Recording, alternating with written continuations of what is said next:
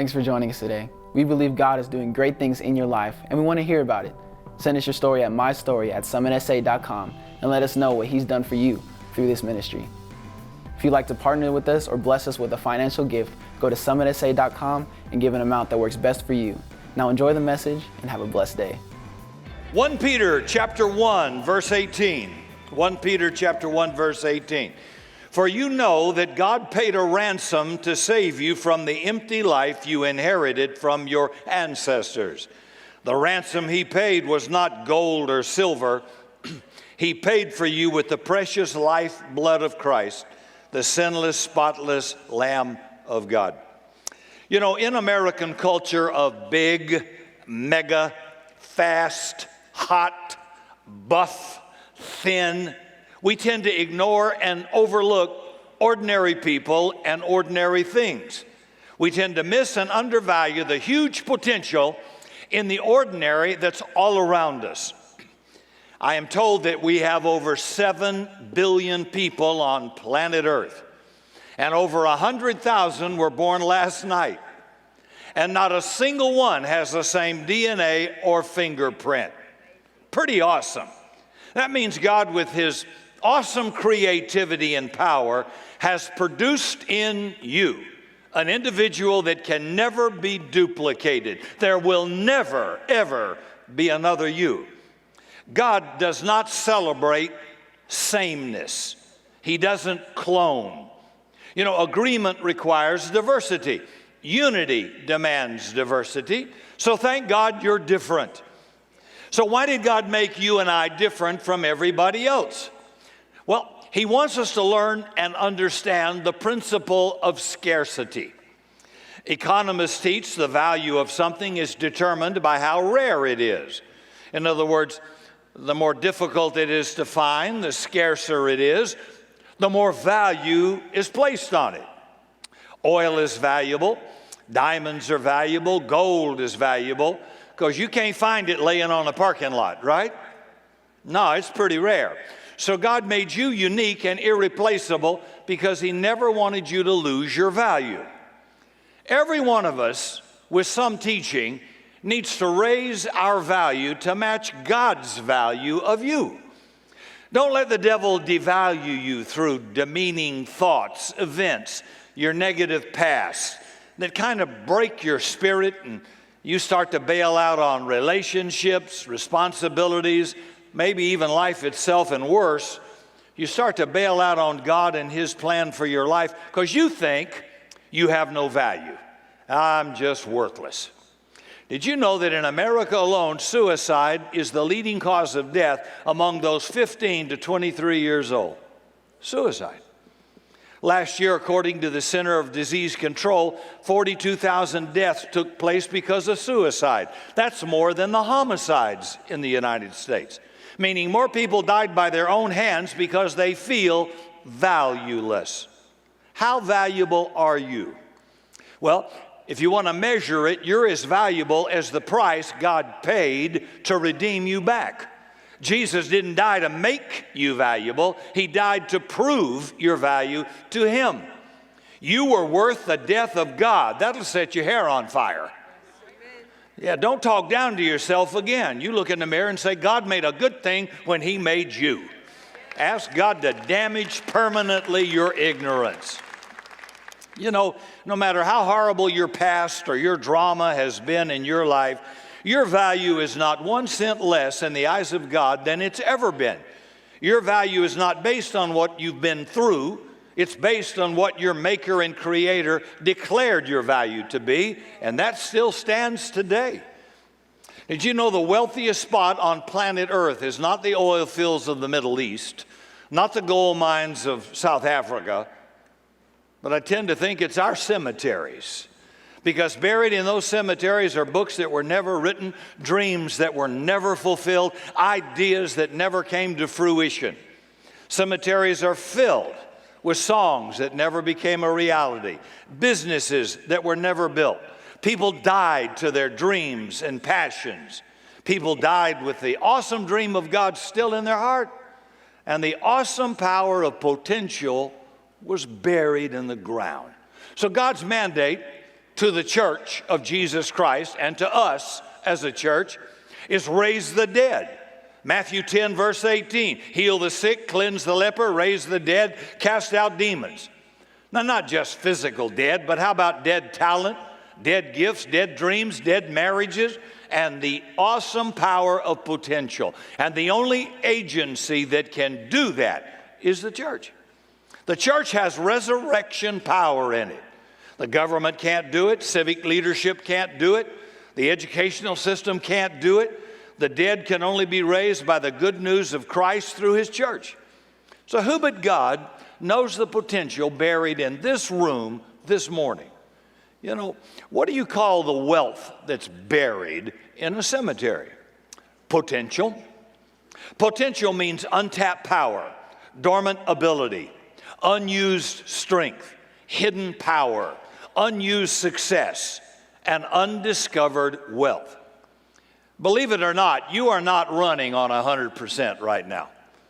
I don't think anybody in this room, including me, is running at max potential. And that's what I want to challenge you on this morning. Potential means power not being used yet. And God is a God of potential. That means God always conceals power. It's there, but he conceals it.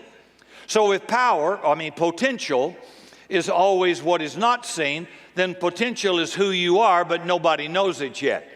In fact, you may not know it yet. Potential is what you can really do, but you haven't done it yet. Potential is how far you can go, but you haven't gone yet. Potential is how much you can accomplish, but you haven't accomplished it yet. Remember, potential is never what you've done, but what you haven't done yet. Think about it. What you've done could never be potential because potential is what you could do, but you haven't done it yet.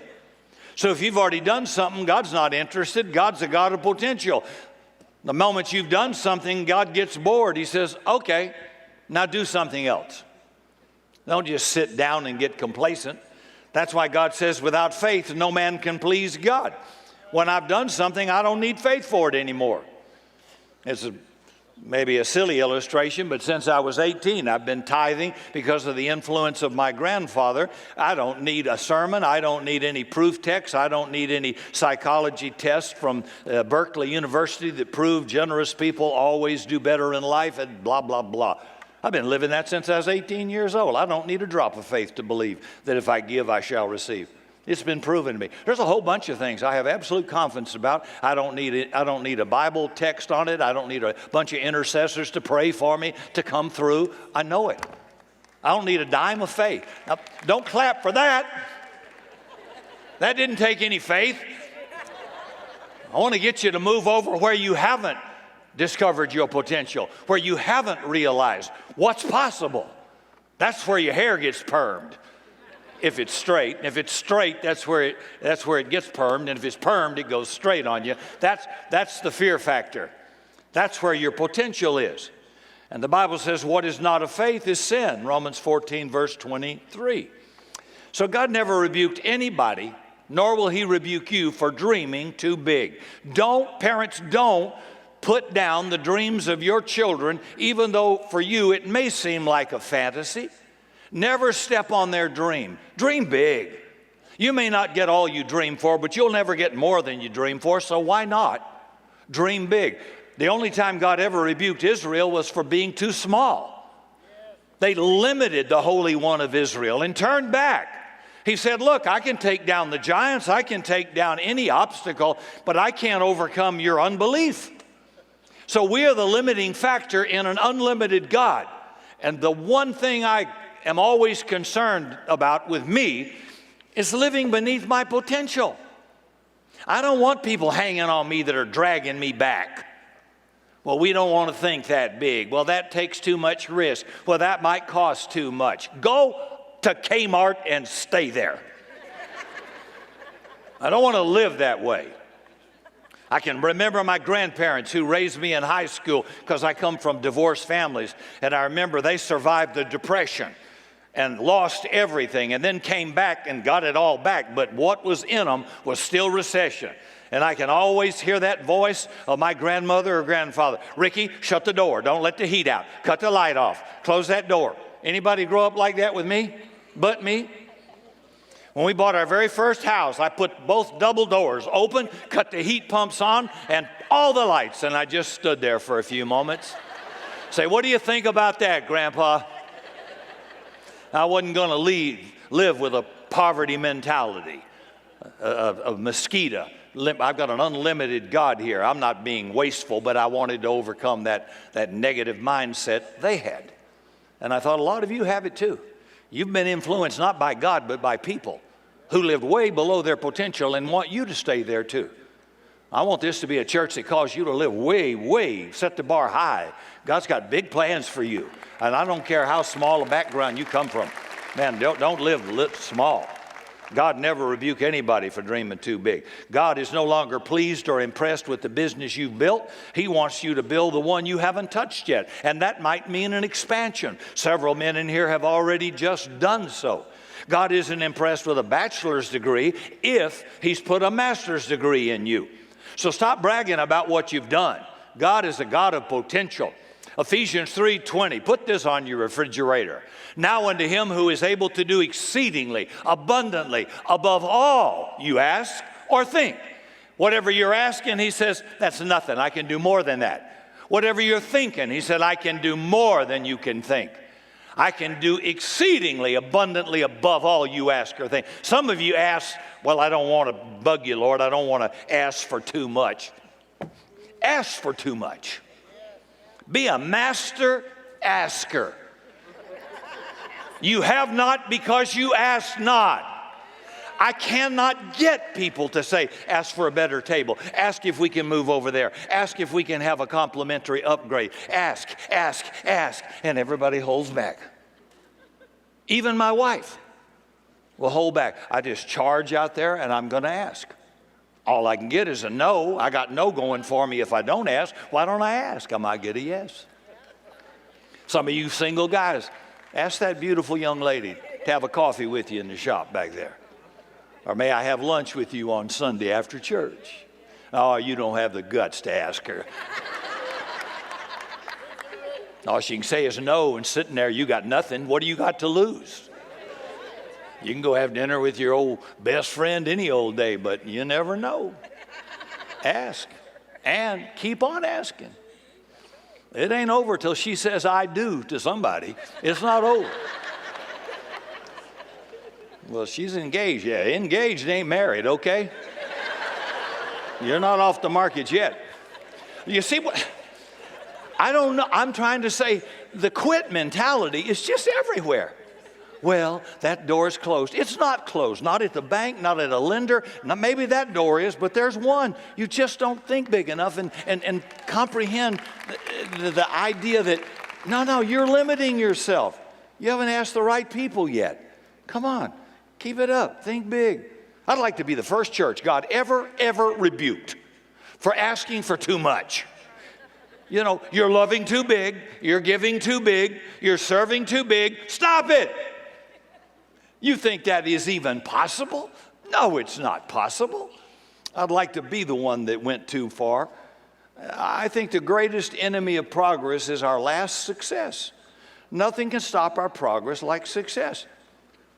And you know what I think about a lot since we moved here? That everybody sat down. It was such an ordeal, such a tough time to get loans to build something and multiple millions of dollars I can't even spell, is that then when people get in and finally get out of something old and get in something new, they sit down, get comfortable and say, well, that's it. And they quit. I mean, Joshua had to tell Israel, hey, don't quit. We got much more land to conquer. We've gotten in. We've defeated some of the enemy. But he says, and I'm quoting now, there remaineth much land to be possessed. Folks, we got a gym to build. We've got a children's building over here to build. We've got lots of property to overcome and take here. We've got seats to fill. Don't sit down and get, well, I guess that's it. Let's just meet the bill and go home. Well, you're finished. If this is the finish line, I'll quit, because this is not the finish line for me. I want people who are hungry and thirsty and said, shoot, no, come on. I mean, when I finally hit the dirt, I want to leave a footprint. I want Summit to leave a footprint and a legacy for the next generation. Not just a big bill, right? Don't you want to live with me? Yeah, you're terrible. I know. It'd be terrible, wouldn't it? You're just never satisfied. Hello. That's right. Until the day I die. You got to have something to get you up in the morning. You know, something to drive you through. Well, you're due for retirement. Who said retirement? Find that in the Bible. Who said that? I'll retire when I die.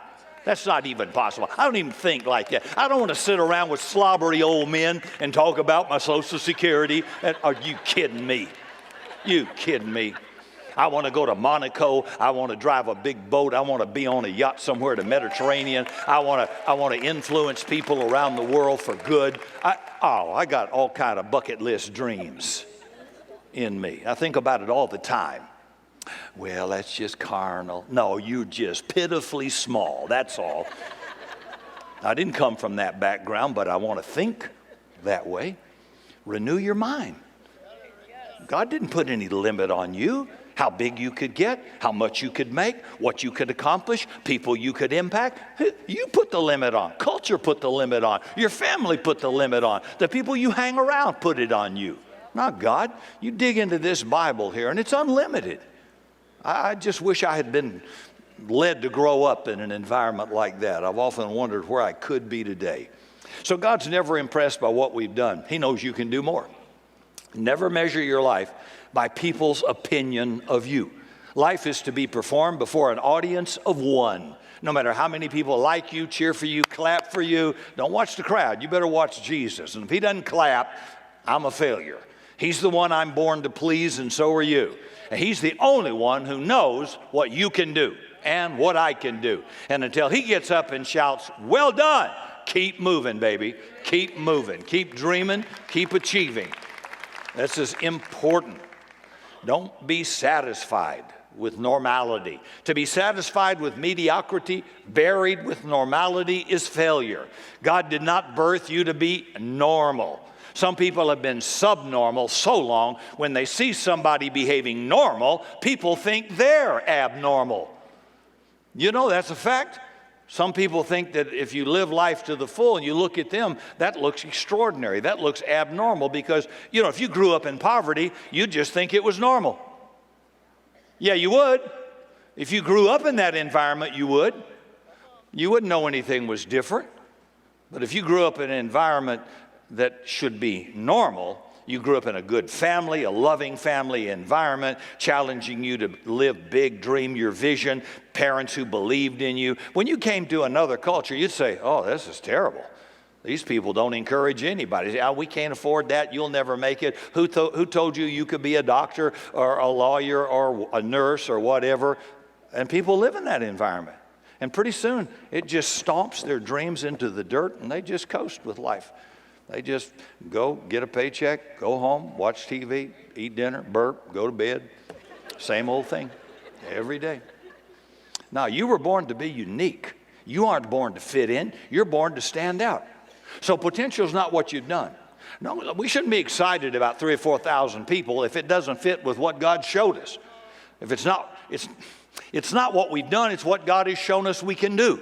See, God is a God of potential. Omni means all. It also applies always all. Potent means power, might, strength, and energy. Omnipotent. There's only one person that is ascribed to, and that's God. He's all-powerful and always full of power. So if God is always full of potential, it means that all God has done is not all God can do. Potential is never what you've done. It's what you could do, but you haven't done it yet. When God created the galaxies, over 100 billion so far, hundreds of millions of planets in each of these galaxies, and our little Milky Way is just a tiny speck among all those galaxies that came out of God. Billions and billions of stars and planets and solar systems and galaxies came out of God. That'll set you on fire. Holy moly. And when God was finished, he said, I'm omnipotent. In other words, you ain't seen nothing yet. Our God is an awesome God. That means if you need something and he hasn't made it yet, he's got it on the inside. That's why Scripture says his ways are past finding out. You can't comprehend God. He's got stuff you haven't even seen yet. In John chapter 1, verse 1, in the beginning was the Word. The Word was with God. The Word was God. The same was in the beginning with God. Through him were all things made that were made, and without him was nothing made that has ever been made. So if everything was created by God, then where were they before they were made? In God. See, so there was a time there was nothing but God. So think about God before anything was, standing on nothing by the corner of nowhere, and imagine God with everything inside before anything was. You still with me? Now, if you met God on the corner of nowhere, standing on the sea of nothing, and you shook hands with him, you'd be shaking hands with everything. But you wouldn't have known it because it was still potential. And that's the problem with the human race. We don't know who we're shaking hands with. You don't know what God put in the person beside you. You don't know what the treasure is in that earthen vessel. That's why you shouldn't cancel anybody, because you don't know what's in everybody. And one of life's greatest tragedies is canceling people. A couple of years ago, I heard General Tommy Franks speak at the University of Texas commencement. He had been a student there. And he mentioned in his commencement speech that one of his professors says that he wasn't one of the sharpest knives in the drawer. Now he's commanding general of all the forces in the Gulf War. And he said, the professor said, Tommy, I can't believe it's you. You don't know what's in people. You never know who's in your class, sitting in the seat behind you, in front of you, on your bus, listening to your CD. Who's out there your ministry is touching? You don't know. You know, I've been in gold mines in South Africa, and my first impression was how many tons of dirt, ore, they have to process to get 1 ounce of gold. That was shocking to me. Now, you know, miners don't mine the dirt because they're looking for the gold. Sadly, the church is enamored with the dirt and overlooks the treasure in a human being. Because all of us came in with lots of dirt around us, but there was some gold in there. There's some treasure in there. You know, and the Bible is a book of potential. It's the book of God collecting garbage. God's an expert in garbage collection.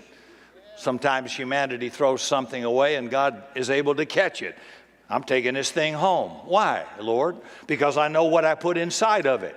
Calvary was the greatest salvage operation of all time. That which deserved death and damnation, that which was an abomination to the holiness of God, that's us. God died to save it. God didn't die for you because he felt like doing something warm and fuzzy.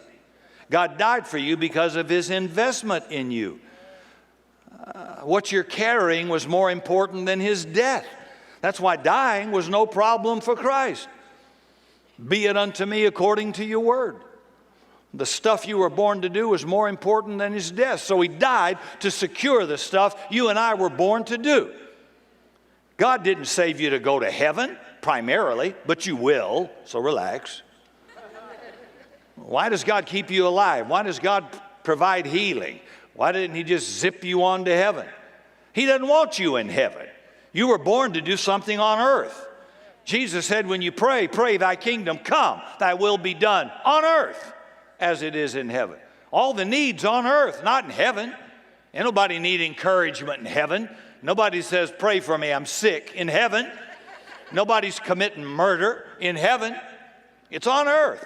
And you're pregnant with God's treasure in you. You're carrying God's vision, something in you for this earth. That's why I challenge you. Die empty. Don't check out before you show up. See, don't take the treasure of God in you back to a cemetery. Deliver that vision in you. And when you die, there shouldn't be anything left in you to do. Jesus said, it is finished. Paul said, I finished my course. If you're with a friend, a spouse, not a stranger, just tell your neighbor, die empty. Go ahead, tell them. It'll do you good. Die empty.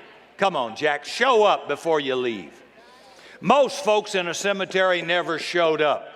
They became what their parents wanted them to be, what society wanted them to be, what a gang wanted them to be. And you know, I'm in the religious business, and there are so many different groups, wonderful groups, led by great men and women all over this country. They have different names, and they all want you to be in their group. And they all have little different identities. They have little idiosyncrasies they like. Maybe it's the way they dress. Maybe it's the skinny jeans, the shaved side of the head. Maybe it's the man person, lots of beads and jewelry. Cool, whatever. I ain't never joined anything. I joined my wife in marriage, and I joined Summit. That's it. That's it. I ain't joining no gang. Nobody's going to conform me to their image except Jesus. I like these people. I want to be friends with these people. I want to have them here. I want you to meet them. But I don't want to be in your gang. I like me. I don't want to get my identity from you like me. Well, whoopee-doo. What happens if you don't like me? Then I don't have any identity. Some of you need to like yourself a lot better. Love others as you love yourself. For some people, don't love me because you hate yourself. So you got to love yourself. Jesus said so. That means a definite, real appreciation of who God made you to be. You're of great value, even though at the moment you may be in a big mess and not living up to that. You know, I don't want to become somebody else's expectation. So who are you really? Do we really know you, or do you just remind us of your mother? Have we met the real you yet, or you just like your father? See, when you discover your true potential, you become a problem to society. Now you're not available for manipulation anymore. People can't control you anymore because you've got a revelation of who you are and what you can do. That makes you a problem because people's opinions can no longer stop you. You know, there's 7 billion people on the earth, so if a couple people don't like you, whoopee-doo. So what? I'm going to go home and cry, suck my thumb because somebody doesn't like me. I guarantee you, if everybody likes you, something's wrong with you. That's a fact. If excellence shows up and meets mediocrity, mediocrity ain't going to like excellence. And excellence is not going to like mediocrity. So you are going to rub some people. If you're doing a lousy job, if you're not doing what you should be doing, I'll probably offend you. Well, that's my job. Afflict the comforted and comfort the afflicted. That's all. But the point is, if you can't hack it, take your jacket. You know, it's like, what? That's a shame. People are so easily offended and pitch their destiny. Potential's dangerous because you can't see it. Who'd have thought a guy on Easy Street in the palace of Egypt would become a murderer, would then write the first 5 books of the Bible, the Pentateuch? It's a shame people's reputation is more important than their potential. But reputation cannot destroy your potential. A lot of stuff we know about you is not really you. When people saw Moses, they saw a killer, a fugitive. But what did God see? A patriarch, a deliverer. Maybe you've committed adultery, destroyed your life with drugs. Maybe you destroyed a job or a marriage, but you're still breathing. So God knows there's still something left in you. He's not finished with you yet. Who would have seen in a killer the 10 Commandments, the civil and social laws of a nation? That was in a murderer named Moses. What's in you? Don't let labels limit you. David was a king, but he could write and sing songs. He's a politician writing songs for the church. Don't say you're just a carpenter. That's what you do. That's not who you are. God looked at a coward named Gideon, but inside of Gideon, God saw a mighty man of valor. He just needed to get it out. And he became a great deliverer, a warrior that would save a nation. That was in this little gutless, spineless guy hiding in a wine press. You never know. God looked at Rahab, a high-dollar escort, and saw a womb that would carry the messianic seed line of Jesus. Who but God would do that? Don't cancel people. So we have the marginalized, we have minorities, we have Republicans, Democrat, Independent, Tea Party, and it's amazing to me, even in the church, how we will tend to classify people so we can cancel them. That is so sick. You may be canceling God's gift to you. Yeah.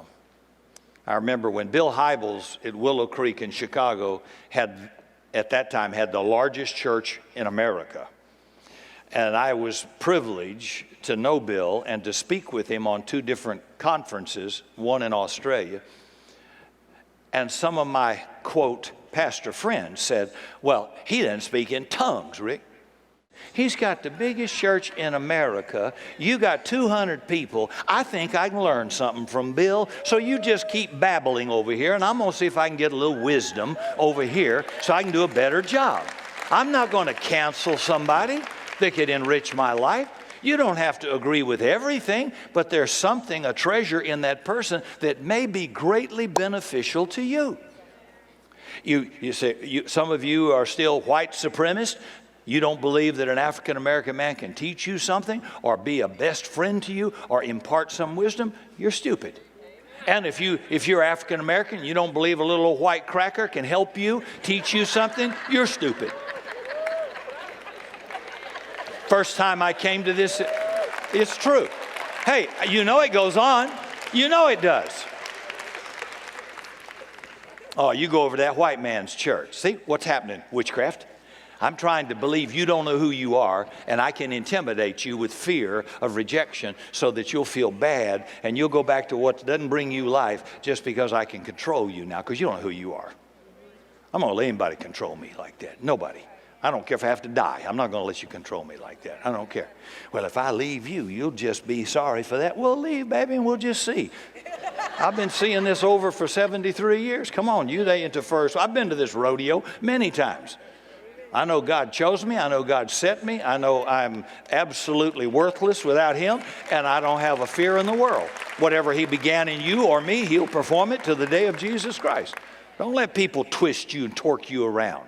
Remember that young lady from Jamaica that was in a big, fashionable white church that said, "You're not our kind," when she went there to visit? And I said to her, sitting at Discount Tower, "We are.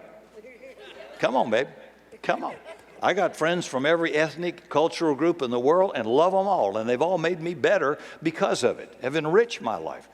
So I don't care. Well, what do you believe about the rapture? What do you believe about the Bible code? What do you believe about what do you believe about the alignment of the planets? What do you believe about Y2K? What do you believe about the blood moons? I actually don't ever give it a thought. Has it got you in a wedgie? It doesn't bother me at all. I don't care. I'm on a mission. I got an assignment. I got a purpose. I'm going to fulfill it. I don't care. Doesn't bother me. But people will then do that so they can reject you. And if you don't give them the answer they want, they will reject you. They want to classify you. And boy, Jesus wouldn't let them do that. God loves the rejected, the outcast, the marginalized. When God comes to earth to save it, He doesn't go to the university to get a PhD. He chooses a stinking fisherman, farmers, extortioners, a couple of thieves. Come on, there's hope for you. Yeah, you're still breathing. God sees something on the inside. Why does God call us something we're not currently acting like? Because the manufacturer knows his product. He made you and He knows what you're capable of. The woman at the well had 5 husbands, was shacked up with a guy that wasn't her husband. And when Jesus met the Samaritan woman, He asked her for water. She said, why do you, a Jew, ask me for water? Why do you, a Republican, ask me, a Democrat, for water? You fill it in. Jesus said, baby, if you knew who I was, you'd be pouring water night and day if you knew.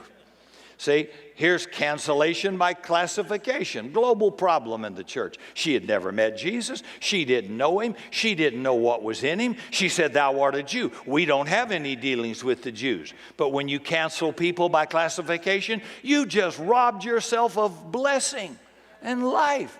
See, are you word of faith? Do you believe in the rapture? Do you believe in tongues? Do you believe in wine? Do you believe in the Bible code? See, once you label, you can cancel. That's why labels are so powerful. And Jesus was a problem because the Pharisees couldn't label Him. Don't walk around with denominational labels, because it causes people to be able to cancel you before they know you and know what a treasure you are. And don't underestimate the extraordinary potential of the ordinary. Who would have picked Mary, the mother of Jesus? She comes from Nazareth, a hole in the road, a truck stop, a place with a notorious past and criminals, a place where nobody wanted to be. Nathanael said, "Can any good thing come out of Nazareth?" That's its reputation. And here God comes to a girl with a nowhere life, living in a nowhere place, overlooked, undervalued, and God comes to her and says, "You're going to be the mother of God." Woo! Amazing. No, you figured he would go to the seminaries of the day, to Gamaliel and the school of Hillel, and he would have picked somebody who was the daughter of the great teacher, the Pharisee, of somebody who had proximity to the religious scholar. Nope. Truck stop, barefoot, little girl living in a rundown shack. And he says, "You'll do." God loves to do extraordinary things through ordinary people. There's a treasure in you, folks. Live full, but die empty. God wants you to carry what you have to enrich the world around you. Give your ordinary life to God and watch God bring out that treasure that nobody sees in you.